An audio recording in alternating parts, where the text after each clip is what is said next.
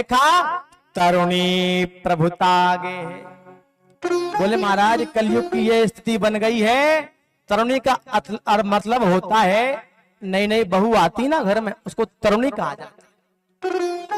नारद जी कह रहे हैं प्रभु मैंने मृत्यु लोक में जाकर के देखा घर में नई नई बहुओं की चलती है। सासू माँ की तिजोरी की चाबी महाराज अब बहुओं के हाथ में आ गई है।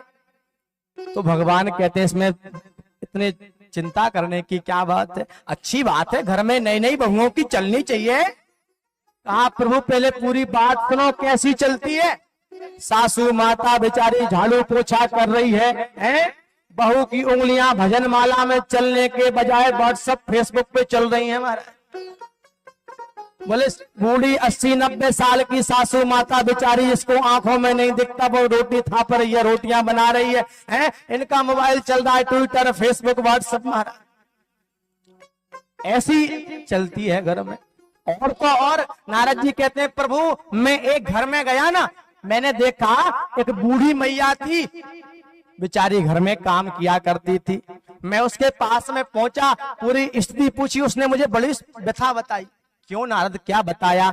बोले घर में प्रभु ऐसे चलती है नई बहुओं की, ध्यान से सुनना। बोले एक पति पत्नी और उनकी माताजी घर पर रहा करती थी। अब बेचारी वो माताजी बूढ़ी हो गई थी, झाड़ू पोंछा करें आंखों में दिखे ना तो बेटे को बड़ा बुरा लगे। वो सोचे कि ये बताओ कुछ कह सके नहीं। बोले मोबाइल चलाती रहती बैठी बैठी है, बताओ मेरी बूढ़ी माँ झाड़ू पोछा करती है। एक दिन उसने विचार किया कि इससे मेरी माँ का झाड़ू पोछा करते तो देख लेती है। एक दिन उसने विचार बनाया, माँ सुबह सुबह झाड़ू लगा रही थी, जा करके माता के पास में पहुंचा, झाड़ू हाथ में ले लिया। माँ दे मैं झाड़ू लगा देता हूँ। माँ कहती नहीं नहीं बेटा तू मत लगा, मैं लगा लूंगी। अब ये ऐसा क्यों कर रहा था? श्रीमती जी बैठी बैठी देख रही थी। बोले हो सकता है इनका दिल पसीज जाए थोड़ा बहुत, आकर के कहने लगे कि भैया हम झाड़ू लगा लेते। अंदर से जब इनका माँ कहे नहीं मैं लगाऊंगी, बेटा कहे नहीं मैं लगाऊंगा, अंदर से श्रीमती जी आई गुस्से में, बोली क्यों क्या हो गया? बेटा कहता कि मेरी माँ बूढ़ी हो गई है, इससे झाड़ू पोछा करते नहीं बनता, इसलिए मैंने ऐसा कहा कि दे माँ मैं झाड़ू लगा देता हूँ। अब श्रीमान जी सोच रहे थे शायद ये बोलेगी कि तुम दोनों मत लगाओ मैं लगा लूंगी। श्रीमती जी ने मोबाइल बंद किया, रखा पर्स में। बोले क्या बात है अब बता।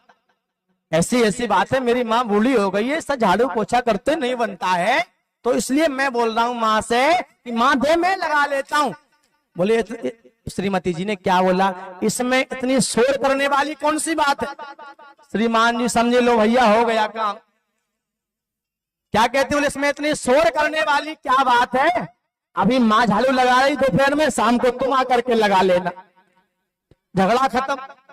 शोर क्यों कर रहे हो इतना? सुबह माँ लगाएगी, शाम को तुम लगाना। बोलो राधे राधे। बोले ऐसे नई नई बहुओं की चलती है। नारद जी कहते हैं इतना ही नहीं और सुनो, कन्या विक्रयणो लोभा तरुणी प्रभुतागे है श्याल को बुद्धिदायका। बोले घर में जब भी कोई बड़ा काम होता है ना, भजन पूजन होता है, कोई भी कुछ कोई चीज ली जाती है, कोई सी क्रय विक्रय किया जाता है, तो क्या करते हैं? बोले श्याल को बुद्धिदायका। बोले घर के माता पिता से सलाह नहीं ली जाती है, तो फिर किससे सलाह लेते? नारद जी बता रहे हैं किसको? भगवान विष्णु को। कलयुग की स्थिति। फिर किससे सलाह लेते हैं? बोले श्याल को बुद्धिदायका। ससुराल से साले साहब आते हैं सलाह देने के लिए।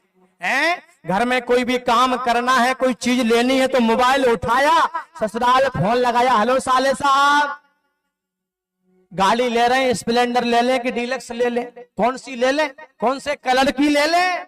उन्होंने कह दिया ब्लैक लेना, तो रेड तो आ ही नहीं सकती साहब। बोलो राधे राधे। हमारे ब्रज में एक कहावत है, दीवार बिगाड़े आरो और घर बिगाड़े सारो। जिस घर में सलाह साले साहब की ली जाती है ना भैया, महाभारत पढ़ लेना एक बार। मामा जी ने महाराज रहा न को कुल रोग निहारा। शकुनी मामा ने महाराज कोई कुछ भी नहीं बचने दिया। दुर्योधन के 100 भाई थे, एक भी नहीं बचा महाराज।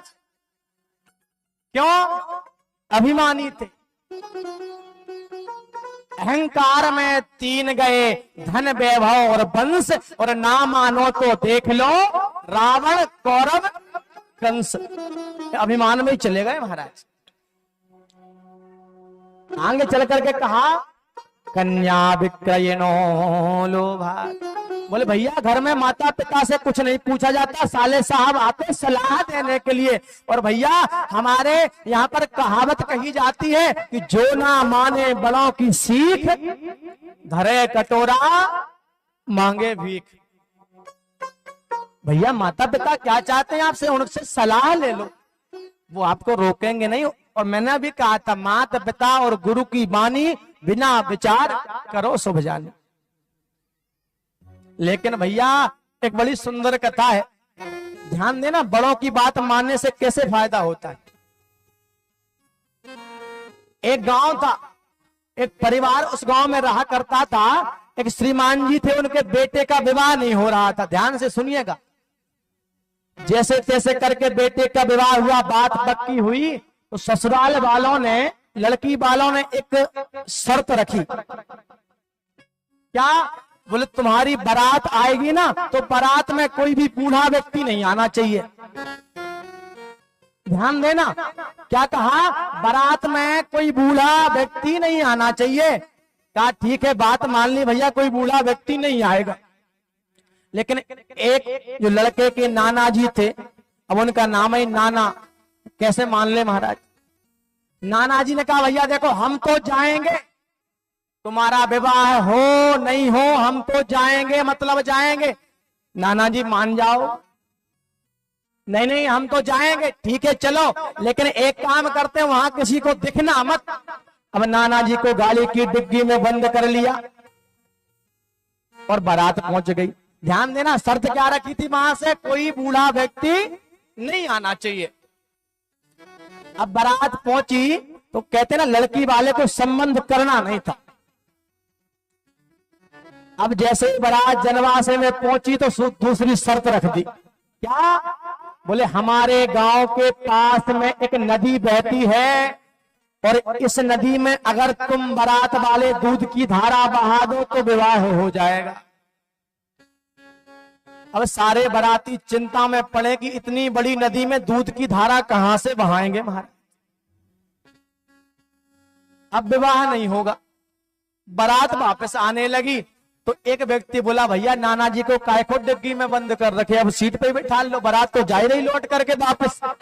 नाना जी बाहर निकले महाराज, पसीना आसीना पहुंचा, डिग्गी में बंद।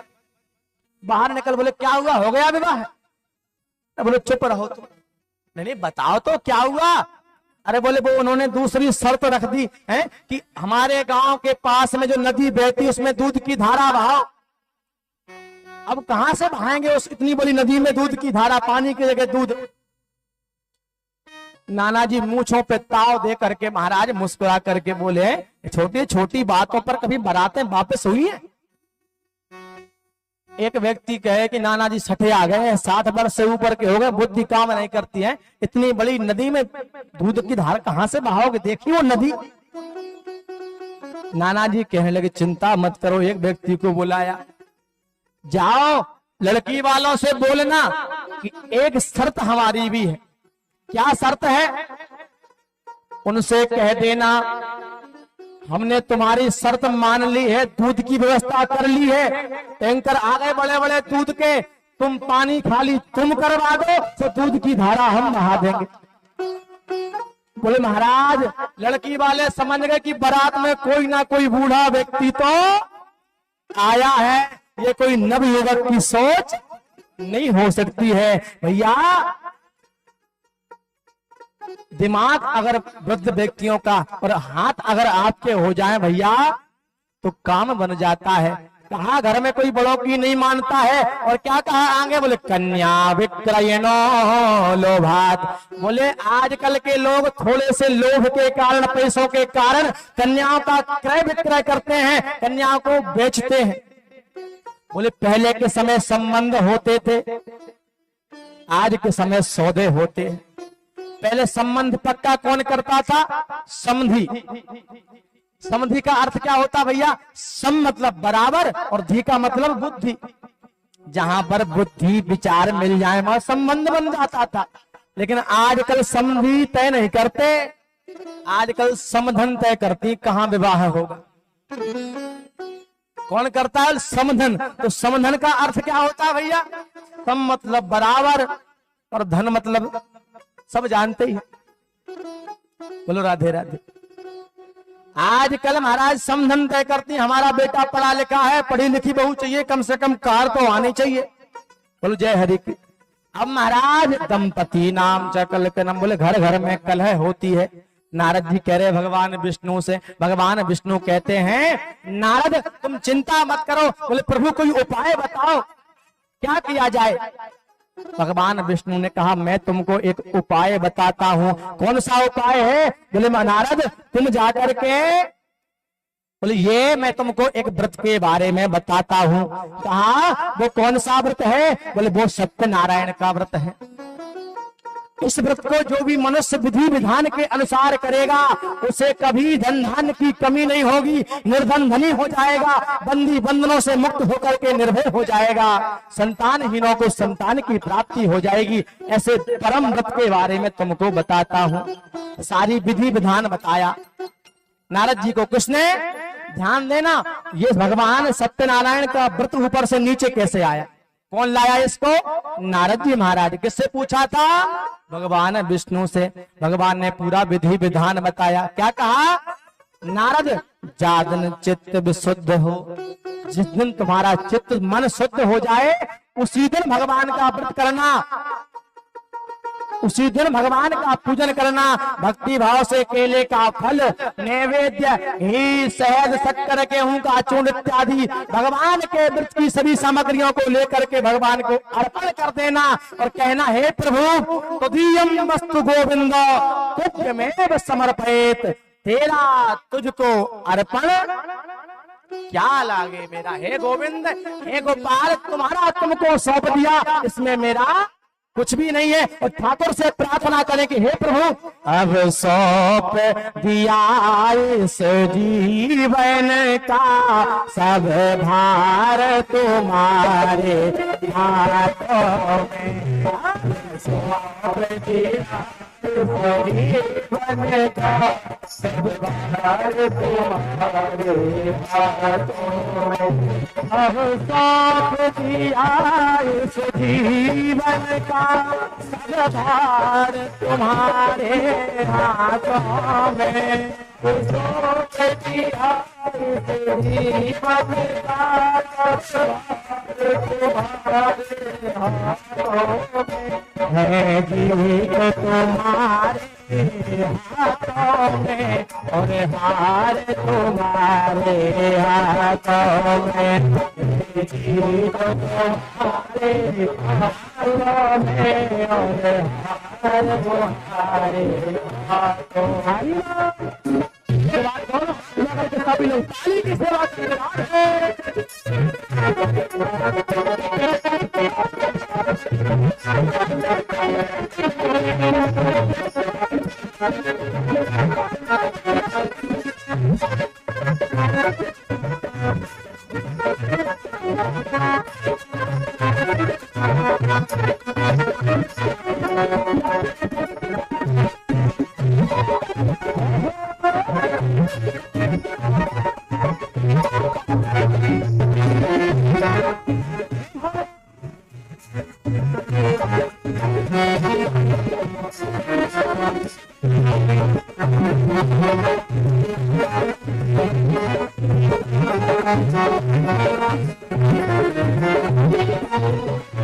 जब जब संसार का कैदी बनो इस काम भाव से सेवा करो।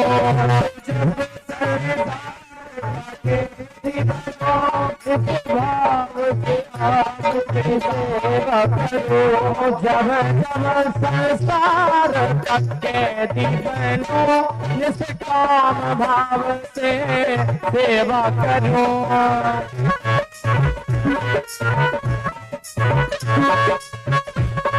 मेरे अंत समय में प्राण तजो, मेरे अंत समय में प्राण तजो, मेरा प्यार तो यारे हाथों में अब हो गया।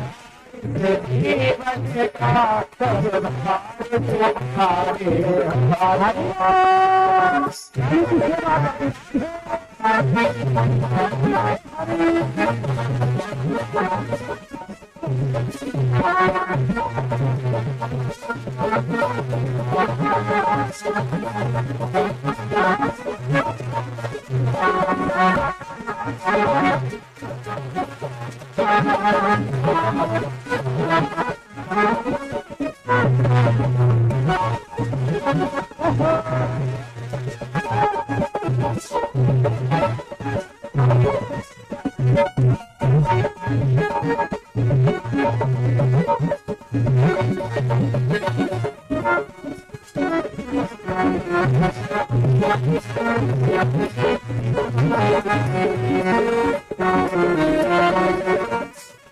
मुझ में तुम में बस भेद यही, मैं नर हूँ तुम नारायण हो।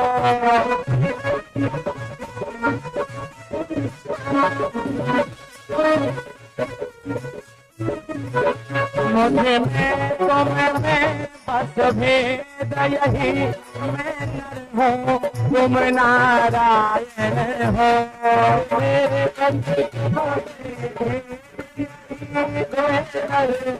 तुम नारायण हो। मैं हूँ संसार के हाथों में, संसार तुम्हारे हूँ संसार के हाथों में, मैं हूँ संसार के हाथों में, संसार तुम्हारे हाथों में।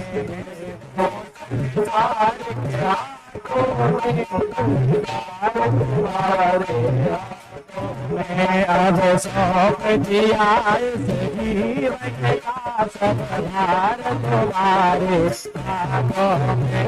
सौंप दिया इस जीवन का तुम्हारे हाथों में। सत्यनारायण भगवान की जय हो। महाराज इस प्रकार भगवान सत्यनारायण का पूजन करें, सभी सामग्रियों को भगवान को अर्पण करके कहें कि हे प्रभु अब सौंप दिया इस जीवन का सब भार तुम्हारे हाथों। इस तरह भगवान नारायण का कहा हुआ व्रत मैंने तुमसे कहा। अब सौनकादि ऋषियों से श्री सूत जी महाराज कहते हैं अब आगे आप और क्या सुनना चाहते हैं सो कहिए। सारे ऋषियों ने कहा प्रभु एक बात बताना, अब ये व्रत नीचे तो आ गया, ऊपर से नारद जी ले आए, लेकिन क्या इसका जन जन में प्रचार कैसे हुआ, इसका हर घर घर में ये कथा कैसे होने लगी, प्रभु हम वो सुनना चाहते हैं। और भैया प्रथम पूज्य भगवान गणेश हैं। कोई भी काम घर में होता है, विवाह शादी, तो प्रारंभ होता है गणेश पूजन से और पूरा होना चाहिए सत्यनारायण कथा पर। अगर प्रारंभ गणेश है तो महाराज विश्राम श्री हरि, कोई भी कार्य का प्रारंभ अगर गणेश पूजन से होता है तो उसका विश्राम भगवान सत्यनारायण की कथा पर ही होना चाहिए। अब कहा प्रभु बताओ आगे भी इस व्रत को किसी ने सुना कि नहीं सुना। आगे चल करके कथा आती है।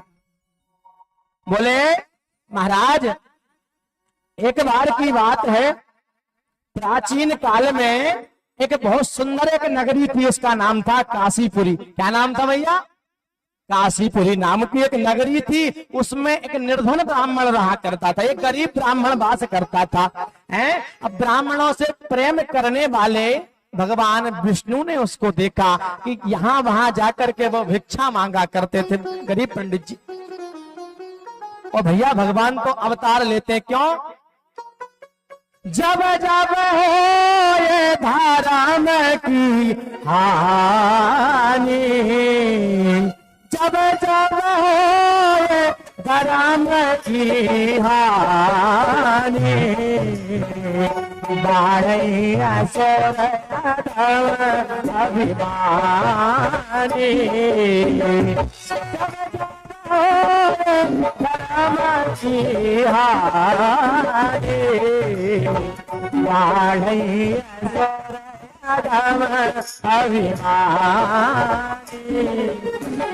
तब तब धरि प्रभु विविध शरीरा, तब तब धरि प्रभु विविध शरीरा, हरहि कृपारि भी सजन की। यदा यदा ही धर्मस्य ग्लानिर्भवति भारत, जब जब संसार में धर्म की हानि होगी हमारे ठाकुर जी अवतार लेते हैं, हमारे श्री हरि नारायण अवतार लेते हैं।